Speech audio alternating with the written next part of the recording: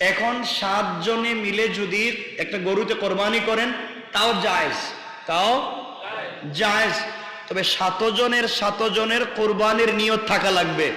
7 জনের বা 6 জনের নিয়ত কুরবানি, একজনের নিয়ত গোশত, কোরবানি শেষ। মানে 6 জনে নিয়ত করছে কোরবানি করবার, একজন নিয়ত করছে যা আমার তো আর কোরবানি করার তৌফিক নাই, আমি ওদের সাথে বাগে শরিক হয়ে যাই, আমি গোশত খাবো, তাহলে কোরবানি শেষ। মানে রাখবেন। আমি আবারও বলছি, 7 জনে যদি কোরবানি করেন তাহলে জায়েজ হবে, জায়েজ হবে, গুনাহ হবে না। আমি আবারও বলছি, 7 পরিবারে বলি নাই, 7 জনে বলছি। এক পরিবারেও 7 জনের উপরে কোরবানি ওয়াজিব হতে পারে না, পারে না? এক পরিবারে 7 জনের উপরে কোরবানি ওয়াজিব, এখান থেকে একজনে কোরবানি দিলেন, কাজ হবে না। আপনার স্ত্রীর উপরে কোরবানি ওয়াজিব, আপনি দিলেন, কাজ হবে না। আপনার বাচ্চাদের উপরে কোরবানি ওয়াজিব, আপনি দিলেন, কাজ হবে না। এর অর্থ হলো যাদের উপরে ওয়াজিব তাকেই ওয়াজিব আদায় করতে হবে, তাকেই আদায় করতে হবে। কারণ আপনার স্ত্রীর স্বর্ণ আছে অনেকগুলা, তার উপরে জাকাত ফরজ, তার উপরে কোরবানি ওয়াজিব। এখন সে কোরবানি দিতে গেলে স্বর্ণ বিক্রি করে লাগবে, তো বিক্রি করুক, আপনি কিনেন, আপনি কিনে তাকে টাকা দিয়ে দেন, কিনার 1 ঘন্টা পরে বউরে আবার গিফট করে দেন, সমান সমান হয়ে গেল। আপনি কিনেন আবার স্ত্রীকে দিয়ে দেন, অথবা স্ত্রীকে ঋণ টাকা দেন। এর অর্থ হলো আল্লাহ রব্বুল ইজ্জত ওয়াল জালাল বুঝাতে চান, যার উপরে যে হক সেই সেটা আদায় করবে। কথা বুঝতে পেরেছেন তো? কোরবানির সাথে আকিকা দিতে পারবেন, নিয়ত লাগবে না। আপনি বলবেন যে আমার বাচ্চার আকিকা বা আমার আকিকা আমার ছুটে গিয়েছিল, করে দিচ্ছে। আকিকা করবেন 7 দিনের ভিতরে, এটাই সুন্নত। 7 দিনের পরে যতদিন বাঁচবেন করলে করলেন, না করলে নাই। যদি করেন গুনাহ নাই, না করেন তাও গুনাহ নাই।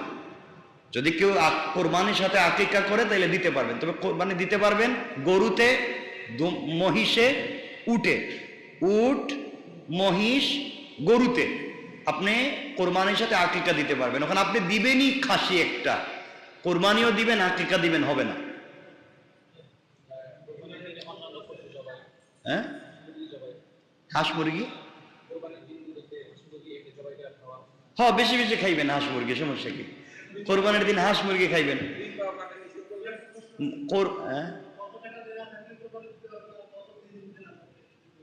কত টাকা দেনা থাকলে কিছু নাই। আপনার কাছে যদি জাকাত পরিমাণ সম্পদ থাকে, জাকাত পরিমাণ বুঝছেন 52.5 বড়ি রৌপ্য সম পরিমাণ সম্পদ যদি আপনার থাকে, সব হিসাব নিকাশের পরে জমা, এই পরিমাণ টাকা আপনার কাছে আছে, আপনার উপরে জাকাত ফরজ, আপনার উপরে কোরবানি ওয়াজিব। 7.5 বড়ি স্বর্ণ বলি নাই, কারণ 7.5 বড়ি স্বর্ণের বহুত দাম, বহুত বহুত দাম। জিন্দেগিতে কারো উপরে জাকাত ফরজ হইতো না। এটা যদি হিসাব আমারে করে আপনারা তো বাইচে যাইবেন সব। আগে কম ছিল স্বর্ণের দাম। 52.5 বড়ি রূপা, আর স্বর্ণ যদি 1-2 বড়ি থাকে, এটাকে রূপার দামে নিবেন, এরপর আল্লাহরে দেন। আল্লাহরে দেওয়ার সময় তো হিসাব কেন?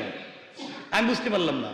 আপনার মেয়ের বিয়ের সময় 50 লাখ টাকা খরচ করবেন, ছেলেরে জার্মান পাঠাইবেন, সুইজারল্যান্ডে পাঠাইবেন, 30 লাখ খরচ করবেন, আর আল্লাহরে দেওয়ার সময় ছেঁড়া টাকা, ভাঙ্গা পয়সা, ফাড়া কাপড় এগুলা দিতে চান।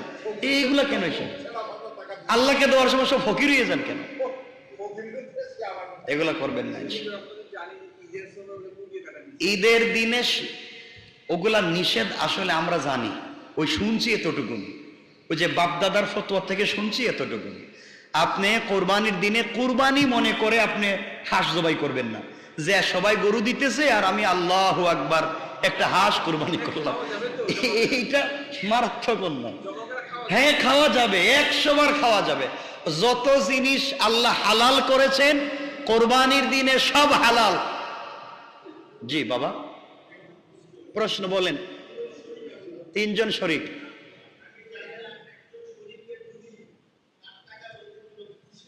হ্যাঁ হ্যাঁ,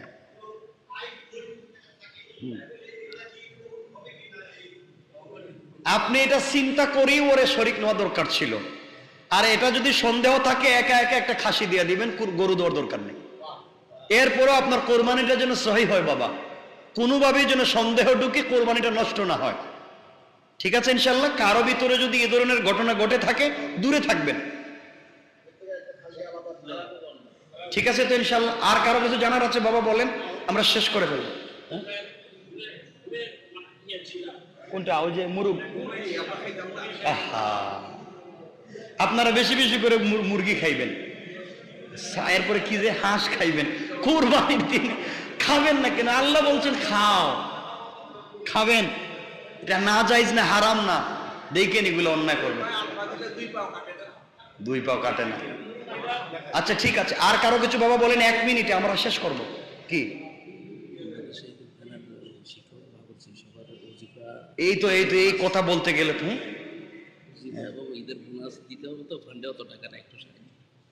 এই তো আপনারা এগুলো বলে তো বিপদে ফেলাই দিবেন। ঈদের বোনাস হুজুরদের, মাদ্রাসার শিক্ষকদের বেশি বেশি দিবেন, সবাই দিবেন। আপনারা তো কিপটা, আপনারা দেন না।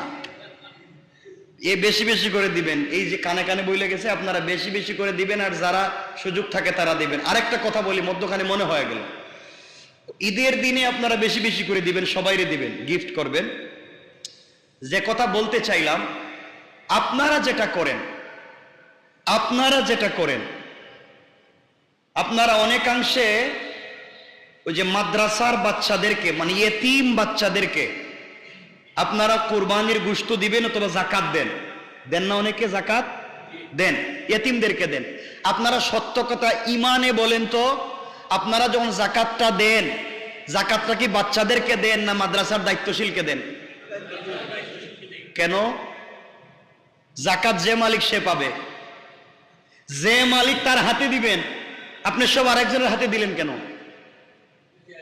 আপনি যারে দিচ্ছেন হে যদি না দেয়, সব টাকা দিয়ে যদি নিজে বিল্ডিং করে, হ্যাঁ, কালেকশন। এই জন্য আপনাকে যদি কেউ নিতে চায়, দিতে হয়, তার মাদ্রাসায় যদি 10 জন ইয়েতিম থাকে, 10 জনের নাম লিখে দিবে, 10 জনের ঠিকানা লিখে দিবে। আপনি 10 জনকে মালিক বানাইয়া হিসাব করে দিয়ে দিবেন এবং বলে দিবেন আমি এটাই 10 জনকে দিলাম, এই 10 জনকে এত করে দিলাম। আপনার দায়িত্বটুকুন শেষ। আর আপনি যদি আমার মতো সুস্থ সবল থাকেন, তাহলে 2 পাও হাইটা 10 টাকা গাড়ি ভাড়া দিয়া আপনি নিজেকে দিয়ে আসবেন হাতে হাতে। ঠিক আছে তো ইনশাল্লাহ? এরপরও আপনার পকেটের টাকা ভুল পথে যেন না যায়, আপনার পকেটের টাকা দিয়া যেন আরেকজন দামি গাড়ি না চড়ে, আপনার টাকা যেন জায়গা মতো পৌঁছে। দায়িত্ব আপনার। কিয়ামতের দিন আল্লাহ বলবেন সব দায়িত্ব নিছো নিজের মতো করে, আর আমাকে দেওয়ার সময় বুঝি সময় পাও নাই। আল্লাহু আকবার, আল্লাহু আকবার, লা ইলাহা ইল্লাল্লাহ, আল্লাহু আকবার, আল্লাহু আকবার, ওয়ালিল্লাহিল হামদ। এই তাকবীর কোন দিন থেকে দিবেন?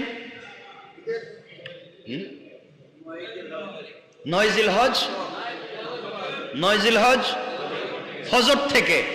9 জিলহজ 13 তারিখ দেওয়া কি ওয়াজিব। এই দিন না দিলে তো গুনাহ হবে। আমি তো গুনার ওয়াজ করতেছি না। আপনারা তো 9 তারিখ থেকে 13 তারিখ পর্যন্ত তাকবীর না দিলে গুনাহগার, ধারাবাহিক গুনাহগার। আপনি যদি তাকবীর না দেন আপনি গুনাহগার, আপনার ওয়াইফ যদি না দেন আপনার ওয়াইফ গুনাহগার, আপনার মা যদি না দেন আপনার মা গুনাহগার। এক কথায় 9 তারিখ ফজর থেকে 13 তারিখ আসর পর্যন্ত তাকবীর না দিলে গুনাহগার। কিন্তু সাহাবায়ে কেরামকে রাসূল বলেছেন তোমরা তাকবীর দাও জিলহজ যেদিন শুরু হয় ওই দিন থেকে, যেদিন জিলহজ শুরু হয় ওই দিন থেকে দাও। আর আমরা অপেক্ষা করতেছি 9 তারিখ কোন দিন শুরু হবে, ওই দিন ফজর থেকে দিব। ওই দিন না দিলে তো গুনাহ হবে, ওই দিন না দিলে তো গুনাহ হবে। আর জিলহজের প্রথম দিন থেকে দিলে এক এক দিনের তাকবীর 1 বছরের সওয়াবের সমান। রাসূল সাল্লাল্লাহু আলাইহি ওয়াসাল্লাম যেদিন এই কথা বললেন, সাহাবায়ে কেরাম হাটে মাঠে ঘাটে বাজারে 1 জিলহজ থেকে তাকবীর দেওয়া শুরু করলেন। রাস্তায় গেলে তাকবীর, মসজিদে আসলে তাকবীর, বাজারে গেলে তাকবীর, বাড়িতে গেলে তাকবীর, সব জায়গায় আল্লাহর নাম। আল্লাহ রাব্বুল ইজ্জত ওয়াল জালাল ফেরেশতাদেরকে বলেন ও ফেরেশতারা যেদিকে যাই সেদিকে তাকবীর, মসজিদে দে, রাস্তায় দে, বাড়িতে দে, হাটে মাঠে সব জায়গায় শুধু তাকবীর দেয়। আমি আল্লাহু আকবার, আল্লাহু আকবার। আমি আল্লাহ বড় এই কথা যে বলছে আমার দেখে বলতেছে? আল্লাহ না, আপনার না দেখেই পাগলের মতো আল্লাহু আকবার বলতেছে। আল্লাহ বলেন ওরা যেমন আমাকে পাওয়ার জন্য পাগলের মতো তাকবীর দিচ্ছে, আমি আল্লাহ আমার বান্দাকে ভালোবেসে তার বাপ এবং দাদার নাম ধরে তাকেও আজীবনের মতো মাফ করে দিলাম। মনে রাখবেন হাদিসের অর্থ বলছি, এই হাদিস তাবরানির সহিহ riwayat, দারাকুতনি সহিহ riwayat। শুধু আমার নাম না, আল্লাহ রসুল বলছেন বাপ এবং দাদার নাম ধরেও আপনাকে ক্ষমা করবেন, এর অর্থ বাপ দাদাকেও ক্ষমা করে দিবেন। এতগুলো সুযোগ পাচ্ছে। তাকবীর দিব তো ইনশাআল্লাহ? শুধুমাত্র 9 তারিখ না আজকে থেকে? 3-4 দিন তো চলে গেছে, আজকে থেকে যখন ভাল লাগবে তাকবীর দিবেন। এর অর্থ মারামারি করবেন? শুনেন কথা, তাকবীর দেওয়ার কথা আপনাদেরকে বলছি, এর অর্থ হিন্দু বাড়ির কাছে গেছে চিল্লাইবেন এটা বলিনি, এই শয়তানি বলিনি। আপনি কোরবানি করবেন, আপনি রক্ত নিয়ে হিন্দু বাড়ির সামনে ফালায় দিবেন, চামড়াটা তাদের বাড়ির সামনে ফালায় দিবেন, এটার নাম কোরবানি নয়, এটার নাম দুষ্টামি। কথা বুঝতে পেরেছেন? আপনি কোরবানির নাম করে সাম্প্রদায়িক দাঙ্গা সৃষ্টি করবেন, আপনি দুষ্টামি করলেন। রাসূল সাল্লাল্লাহু আলাইহি ওয়াসাল্লাম এবং আল্লাহ তো তা করতে বলেননি। আপনি আপনার ধর্ম পালন করবেন আপনার মতো নয়, রাসূল সাল্লাল্লাহু আলাইহি ওয়াসাল্লামের বিধান মতো। কথা ঠিক আছে তো ইনশাআল্লাহ? আপনারা কোরবানি করবেন, ছুরি দিয়ে কাটবেন, গরুর রক্ত প্রবাহিত হবে, এটা ফটো তুলে ফেসবুকে ছেড়ে বলবেন আলহামদুলিল্লাহ, ঠিক আছে তো? এগুলো করতে যায়েন না, ধরা খাইবেন একদিন। আল্লাহর ওয়াস্তে এগুলা করতে যায়েন না, আল্লাহর ওয়াস্তে এগুলা করতে যায়েন না। কারো ধর্মীয় অনুভূতিতে আঘাত দিয়েন না। আপনি কাউকে গালি দিবেন, সে আপনার আল্লাহরে গালি দিবে। আপনি তার দেবতাকে গালি দিবেন, সে আপনার রসুলকে গালি দিবে। এরপরে করবেন মারামারি, এরপরে হবে দাঙ্গা, এই তো শেষ। এগুলাতে আমরা যাব? কথা দেন যাব ইনশাআল্লাহ। মনে রাখবেন, ভালো করে মনে রাখবেন ভাই, ভালো করে মনে রাখবেন। এর জন্য মারামারি করে দিন প্রচার করা যায় না। হিকমাতে ওয়াল মাউইযাতিল হাসানা, উত্তম কথামালার মাধ্যমে বুঝাইয়া বুঝাইয়া দিন শেখাবেন ইনশাআল্লাহ। বলেন ইনশাআল্লাহ। আমি কথা যখন চলে আসছে, 1 মিনিটে একটা কথা বলবো আপনাদেরকে, পুরাতন কথা, আমরা সংক্ষেপ করে যাই। এরপরে 5 নাম্বার, 1 নাম্বার বলছি চুল নখ কাটা বন্ধ করবেন, 2 নাম্বার রোজা রাখবেন, 3 নাম্বার বেশি বেশি আল্লাহর নামের জিকির করবেন, 4 নাম্বার বেশি বেশি তাকবীর পড়বেন, 5 নাম্বার যথাসাধ্য সাদাকা করবেন। কি করবেন? কি করবেন? একদিনের ইবাদত যদি 1 বছরের গুনাহ মাফ হয়, তাহলে আপনি 10 দিন প্রত্যেকবার যদি 1 টাকা 2 টাকা করে সাদাকা করেন, শুধু স্বার্থপরের মতো আপনি না, 10 টাকা আপনি সাদকা করবেন, আপনি 2 টাকা দেন। আপনার 2টা ছেলে আছে, তাদেরকে দিয়ে 4 টাকা দেওয়ান। আপনার ওয়াইফরে দিয়ে আরো 2 টাকা দেন, কয় টাকা হইলো? 8 টাকা। আপনার মারে দিয়ে আর 2 টাকা দেন। আপনি শুধু স্বার্থপরের মতো সওয়াব নিতে চান, আপনার বাচ্চা, আপনার বউ, আপনার মা বাপকে শরীক করতে চান না। আপনি তো কিয়ামতের দিন স্বার্থপর হয়ে যাবেন। 10 টাকা যখন আপনিই দিবেন, বাচ্চাদেরকে দিয়ে দেওয়ান, মাকে দিয়েও দেওয়ান, ওয়াইফকে দিয়েও দেওয়ান, তারাও দিনের পথে আসবে, তারাও বুঝবে এভাবে দিতে হয়। আপনি মরে গেলে ধারাবাহিকতা আপনার সন্তান জারি রাখবে। মনে থাকবে তো ইনশাআল্লাহ? বাবা মনে থাকবে তো ইনশাআল্লাহ? এই কাজগুলো আমরা করব, বেশি বেশি সাদাকা করব। 6 নাম্বার, রাসূল সাল্লাল্লাহু আলাইহি ওয়াসাল্লাম এই কথা কমপক্ষে 11 বার বলেছেন। 6 নাম্বার, রাসূল সাহাবায়ে কেরামকে বলছেন শোনো, এই কথা বলে 11 বার বলেছেন, শোনো, বেশি বেশি করে দোয়া করো, বেশি বেশি করে দোয়া করো। দুনিয়ার ব্যাপারে দোয়া করো, আখিরাতের ব্যাপারে দোয়া করো। অন্যান্য দিন দোয়া করলে ফেরেশতারা আল্লাহর কাছে উপস্থিত করে বলেন, আল্লাহ অমুক বান্দা তোমার কাছে দোয়া করেছে, আল্লাহ আল্লাহ তুমি কবুল করবা কিনা? হয়তো কবুল করবেন, নাইলে কবুল করবেন না। আর এই 10 দিন আল্লাহ বলেন, বান্দা যা দোয়া করবে সরাসরি আমি আল্লাহ কবুল করে নেই।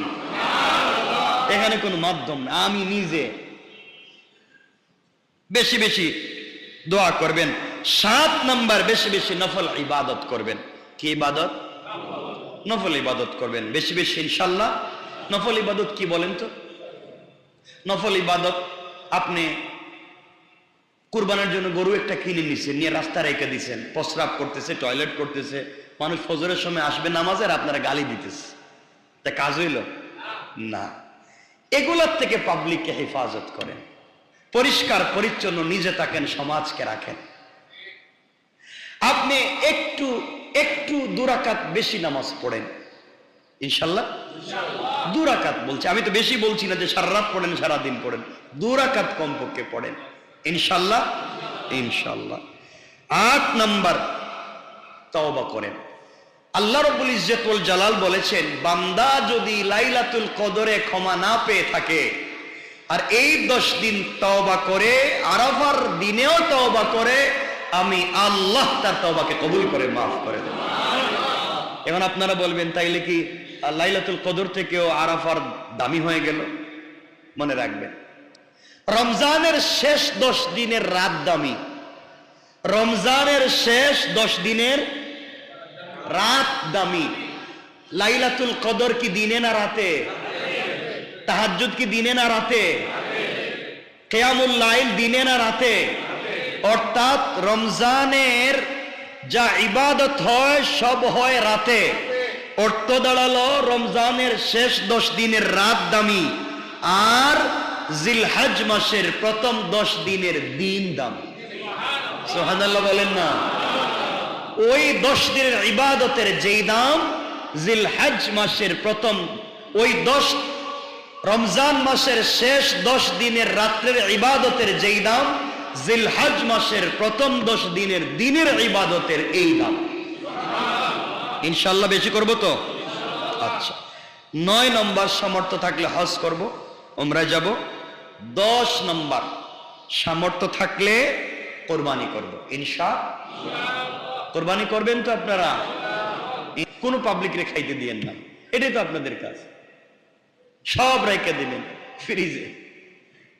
যিনি 1 লাখ 2 লাখ 50,000 1 লাখ টাকা দিয়ে কোরবানি করতে পারে, উনি তো সারা বছর গোশত খাওয়ার মতো সুযোগ আছে, তৌফিক আছে। কিন্তু অনেক মানুষ আছে সারা বছর অপেক্ষা করে কোরবানির দিনের, তার বাচ্চাদেরকে নিয়ে গোশত খাবে, আপনি তাদেরকে দিবেন। আপনি কেমনে দিবেন? এক টুকরা করে 2 তলা থেকে পাবলিকে দিবেন, নাকি পাবলিকের তরকারি হয় মতো করে দিবেন।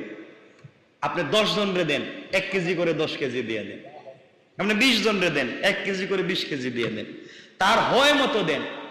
ঠিক আছে তো ইনশাল্লাহ?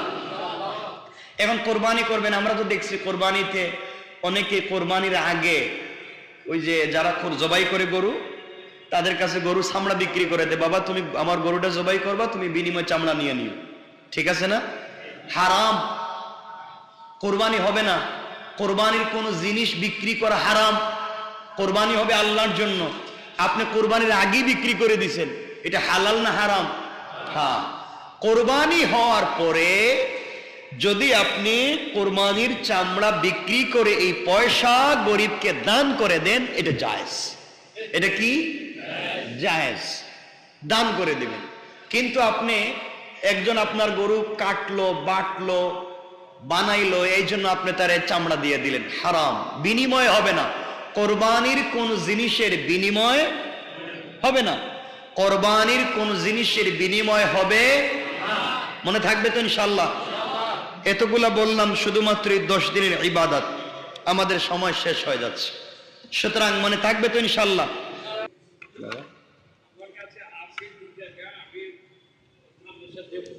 হ্যাঁ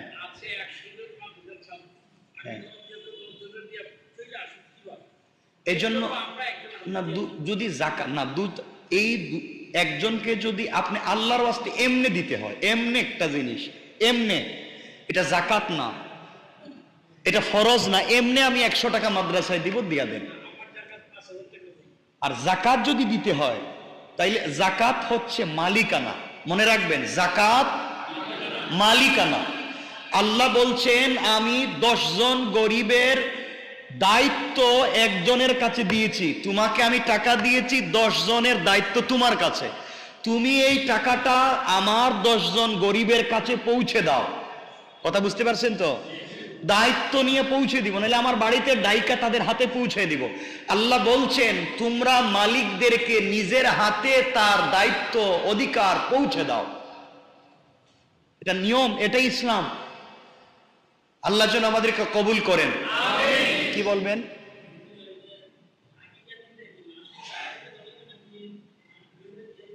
আকিকা সবাই খাইয়েন, আকিকা সবাই খাইতে পারবেন, সবাইরে দিতে পারবেন, নিজেও খাইতে পারবেন। আবারও বলছি, যদি কারণ জাকাত মাদ্রাসায় দিতে হয়। মাদ্রাসার ফান্ডে গেলে হয় কি, জাকাতের টাকা দিয়ে মাদ্রাসার ফান্ড, মাদ্রাসার মধ্যে বিল্ডিং ফান্ড নাই, বিল্ডিং ফান্ড নাই, আপনার জাকাতের টাকা দিয়ে যদি বিল্ডিং বানায়, আপনার জাকাতের টাকা দিয়ে যদি মাদ্রাসার শিক্ষকদের বেতন দেয়, এমন শিক্ষক আছে যার উপরে নিজের জাকাত ফরজ। কথা বলেন না কেন? মাদ্রাসার শিক্ষক কি সব গরিব? ইমাম সব কি গরিব? তাদের উপরে জাকাত ফরজ হয় না? আপনি দিলেন জাকাতের টাকা, ও বেচারা নিয়ে দিল হুজুরের বেতন, হুজুরের উপরে তো জাকাত ফরজ।